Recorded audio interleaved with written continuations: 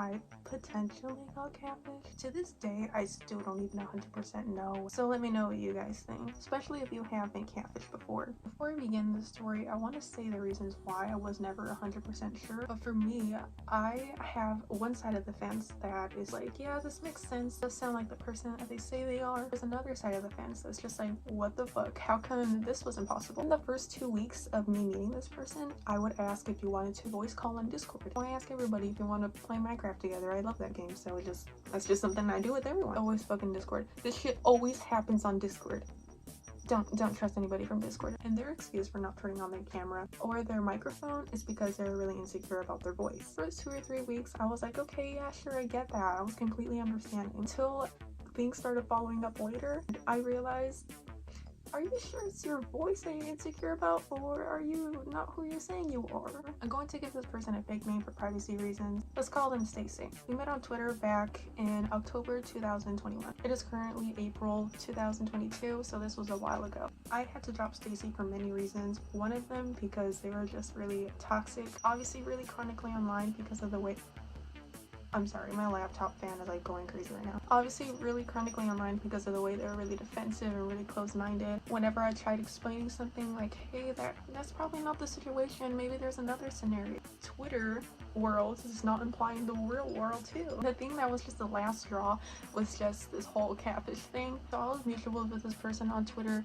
If you don't know what mutuals is, it's just basically means that you follow each other. Me and this person were interacting on the timeline. Like, we would like each other's stuff, and we both liked Jazmin. We both really liked Carl off there. That was the main thing we bonded over. Everything was fine until maybe about a month in. This was the first red flag I noticed. This person seemed to really like the band 21 Pilots that I liked, and they had claimed that they went to some concert. We're talking about that, and I asked, hey, could I see some pictures from this concert, because it seems like you're really cool. It seems like you got front row just like I did and everything. So I send them pictures off my Instagram, and obviously I'm a real person. If you go to my Instagram, those videos are mine. You're not gonna find them anywhere else on the internet because they were taken off my phone. So I send them to Stacey. So what I get as a reply are these photos from other websites.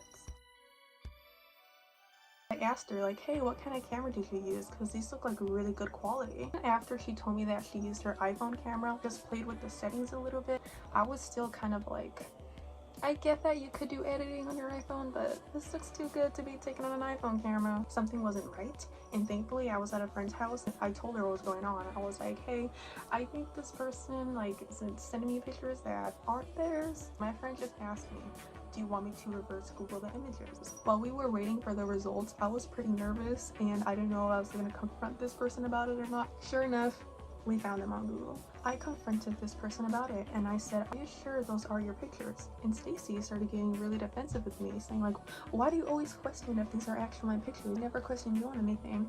And I would think, because I'm a real person, like there's nothing to question me about because I proved myself to you. Another time, noticed that Stacey used an old picture of herself and then claimed it was new. You know when you have an iPhone and you screenshot something, it tells you the date it was screenshot? I swore I saw this picture before on their Instagram. That picture was taken in 2019, and Stacey claimed it was taken that day. They showed me the screenshot of the date, but the date was the day it was screenshotted. Like, if that makes any sense. This person gaslighted me into thinking that I was the one who did something wrong. I was the one who was at fault. She would tell me, wow, I thought I could trust you. Can't believe you're turning this around on me. I sent her the links of like where I was finding these pictures. She was the definition of gaslighting.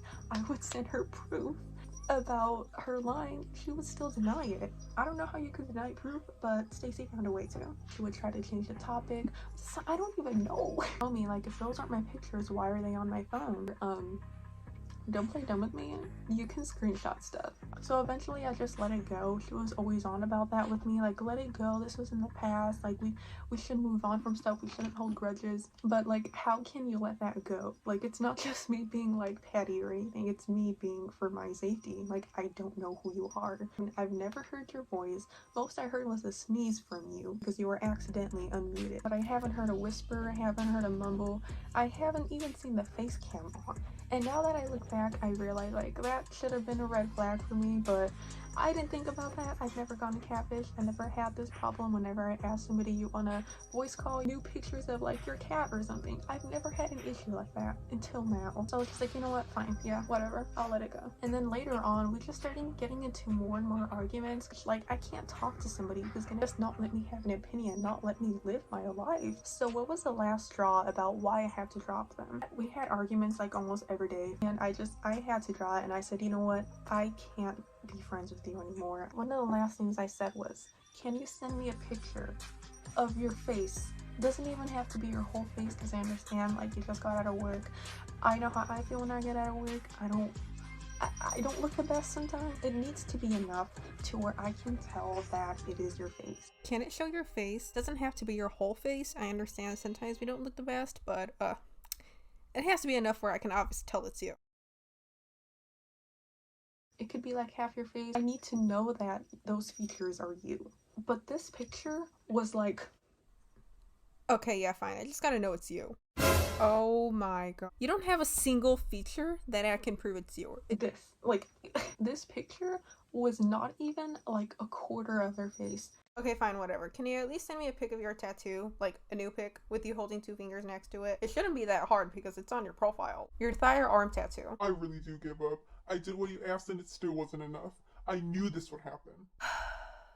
It's not that hard. Okay, I'm gonna assume you're a catfish. Person's hair wasn't there. They had a certain color of hair, a certain length, and it wasn't in the picture. And I said, hey, can I get a picture with, you know, like at least half of your face? I know I said it didn't have to have your face, but this isn't enough. Like, it's not enough features for me to like put it together. They started getting really defensive again. I said, okay, you know what? You don't have to show your face. Can I see the hair that is in your pictures that you post online? They said it was in a bun. I said, can you put it down? Can you take a picture of the bun? Can I see your hair? Didn't want to show the hair. They had a certain tattoo on a part of their body. Didn't want to show the tattoo either. All I can tell by what I've heard from the accidental sneeze on the Discord call and on this verification picture, this person looks about 20 years old, the most 21. Just a little verification I saw, but it didn't look like the person that was in the pictures that would be posted on Twitter. Without no explanation, without nothing else, I just said, I can't do this. You're a catfish. I'm going to assume that you're getting really defensive. Bye. We were like best friends. We would text every day. I know if I was close to one of my friends and they assumed that I was a catfish, I would immediately do what I can to make sure that they know I'm a real person. I want them to stay. I want them to believe me. I want them to trust me, because that's what friendships and relationships are based off of. And then like about a week after I dropped this person, I'm looking through their account and find out that they have gotten in a lot of drama in the past. I scroll down on their Twitter and I realized that this kind of looks like a bait account. They would just post stuff knowing that they're gonna get hate on and then not care after. It was just like weird. Like, their account didn't look like an average fan account. And they only had a couple followers, maybe about 250 at the moment. One of the only parts that did make sense that this person would be, that they say they are, is because they would link their Instagram accounts of their personal pictures, not a fan account, on their Twitter. When I said like, hey, let's add each other back on Instagram on their personal accounts, they were on it pretty fast. And if this person was a catfish, why would they like link something on a fake account, knowing that they could get exposed if they were a catfish? But also on their private account, they haven't posted in a few years, since like 2018 or 2019. They had a little bit of followers, a little bit of likes, like I'm talking 2 likes on about each post. I never got a full answer. I never got a full verification picture.